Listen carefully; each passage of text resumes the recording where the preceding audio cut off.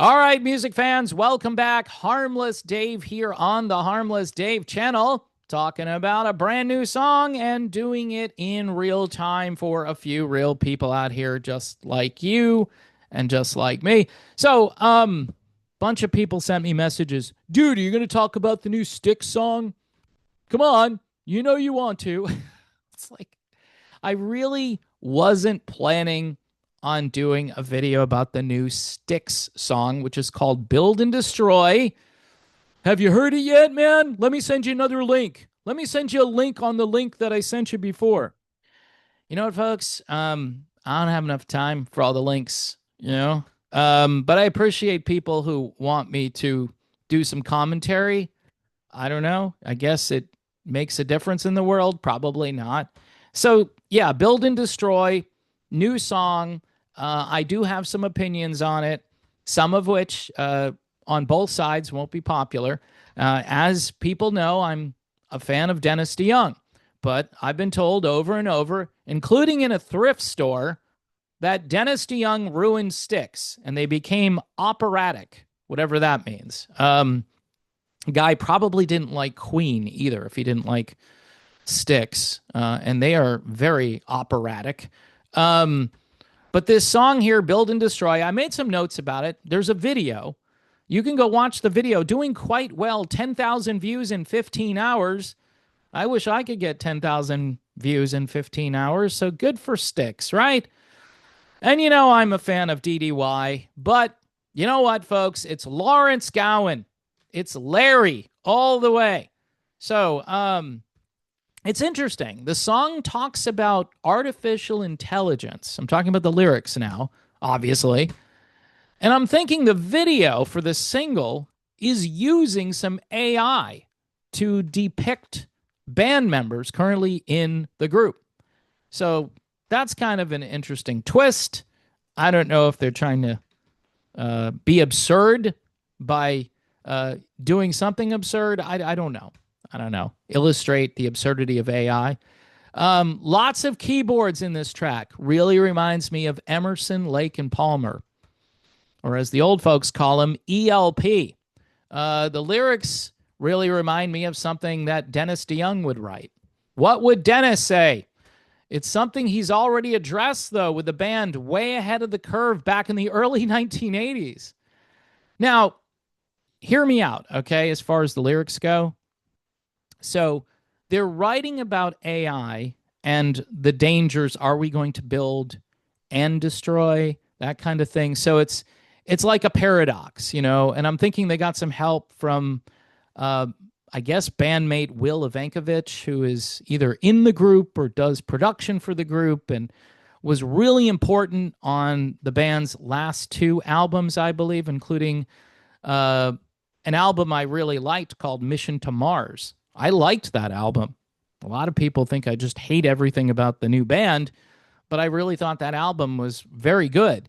I was hoping for a volume 2 or like Mission to, I don't know, Jupiter or something after that, but it never materialized.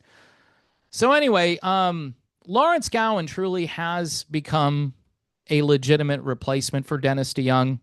I didn't think I would actually say that out loud, but I'm trying to be fair in this video. I still prefer Dennis, and I would like to see Dennis come back, much like they're doing with Lou Gramm and Foreigner, right? So you couldn't have Dennis come back for a few select dates and play, you know, not every song. Have him come out there for a few songs. Maybe have him come out for all the songs that Styx doesn't currently play. That's how you handle that. You know, have them come out for Babe, have them come out for like Show Me the Way or whatever else the band doesn't play in concert. And I think that's a good way to give fans, you know, something that they've been asking for. But if you're not a fan of DDY, this song is perfect because it's very proggy. It's not very poppy. I think Tommy's guitar solo, if that is Tommy playing it, is very David Gilmour-esque, which is a good thing. I like David Gilmour, and I like guitar solos that sound like David Gilmour. So again, give credit where credit is due. It's a good guitar solo. Clearly the band continues to lean away from pop. and is more proggy without Dennis. Some will like that better. I'm not sure.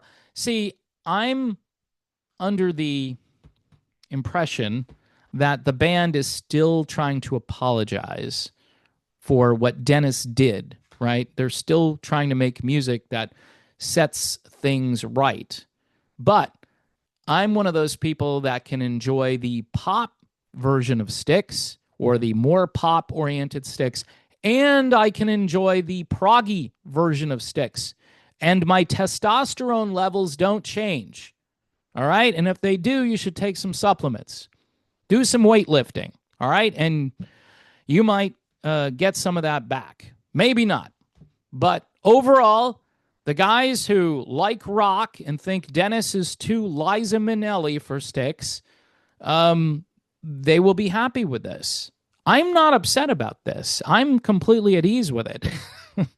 Now, I would say the hook that they use in the song is a tad repetitive, and it is somewhat interesting, and it adds drama, and hence, in a proggy song, that's what you want. Now, take away the bias I have for this current lineup in the sense that I wish they would just bring Dennis back and let him say goodbye, and then they can move on. And by the way, that's what Dennis has said over and over. He wants a reunion. It's not going to be permanent, and then he'll leave. He won't come back after that. And I don't know. At that point, I mean, how many years does Styx have left? Have you seen JY lately? Okay. He's getting a little long in the tooth. I mean, the AI makes everyone look great in this video. So you can watch it and say, wow, these guys are like Mad Max warriors from the future, talking about the future or talking about now. I like the fact that they do address the technology issue, but it comes about 45 years after Dennis did that. So I don't know. I'll give this a 7 out of 10. How's that? I'll give it a 7. Could be a 6, a 7. People who really like this kind of music might give it an 8 or a 9 or even a 10. But I'm thinking 7 out of 10.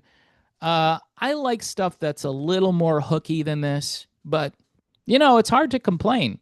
It's like when I wanted not to like Mission to Mars, I listened to the album from start to finish and I'm like, yeah, this is pretty good. I mean, if they had sold this to David Gilmour and said, why don't you make this into a Pink Floyd album? He would have sold like 20 million copies, probably. Seriously. I mean, look, labeling matters, image matters, all of that stuff is important. Will the casual fans care about Build and Destroy? Yeah, probably not. Again, the way Styx does marketing, they're out there with Don Felder. Really nothing in common with Styx, okay? just gonna say it. Kevin Cronin, even less, I think, in common with Styx. Yeah, they're from, the same area, technically, but musically speaking, not REO Speedwagon and Styx. Some people will say, yeah, they both did ballads, but I'm talking about their overall sound. If they're trying to appeal to this audience, they should have like Marillion open up for them if they're still around, or somebody like that. Do two bands that are kind of proggy together. Yes and Styx would be great, right? Yes has a retooled lineup, and I'm pretty sure they're working on new stuff. Some people don't like the new version of Yes, but they're doing the same thing that Styx is doing currently. They're making music, which is pretty good music for the most part, but people are missing some people who could be in. Like John Anderson could be in Yes, but he's not. And Dennis DeYoung, at least briefly, could be in Styx, but he's not. So anyway, look, I'm doing this. A bunch of people asked me to do it. I don't hate it. I think it's pretty good. I'm still, kind of indifferent to this band. I'd like for them to just reconcile with Dennis. Say, hey, Dennis, we don't hate you. In fact, we're we're still kind of using ideas that you pioneered with this band when it comes to songwriting and even keyboard playing, I will say. Although those keyboards, again, are very ELP-ish, and I think Dennis has a completely different vibe the way he plays. But that's just me. I don't know everything, right? I'm not that smart. People tell me all the time, you're really not that smart. I don't understand why you're even doing this still. So, before I go, I want to just, again, give a shout out to my friend Greg Martin, who sent me this album. You should check this out. Rufus Huff. This is not proggy. This is more like blues and soul and rock and country and a bunch of things kind of thrown into a pot and then boiled at a very high temperature. Good playing, a little rough around the edges, but if you like music like this, this came out a long time ago and you probably missed it when it came out. So again, thanks to my buddy Greg Martin, guitarist for Kentucky Headhunters, sent that to me. Apparently, again, he likes to watch my videos while he's in the tour bus. So I'm glad I can be entertaining for the guys in the band. And apparently he laughs out loud at times. And I really didn't say anything funny in this video except talking about myself, which, of course, I am a joke, right? So told over and over again. It's great, folks. It's fine. Jesus Christ, though, gets me through every day. Thank God for Jesus Christ. And Greg Martin, by the way, is a believer in Christ. So, again, bonus. Anyway, folks, thanks for watching. Patreon, YouTube memberships, buy me a coffee, PJ Rock Super Chats, all ways that you can support this channel as we move forward into the future. Should we build? Should we destroy? We're doing both all the time.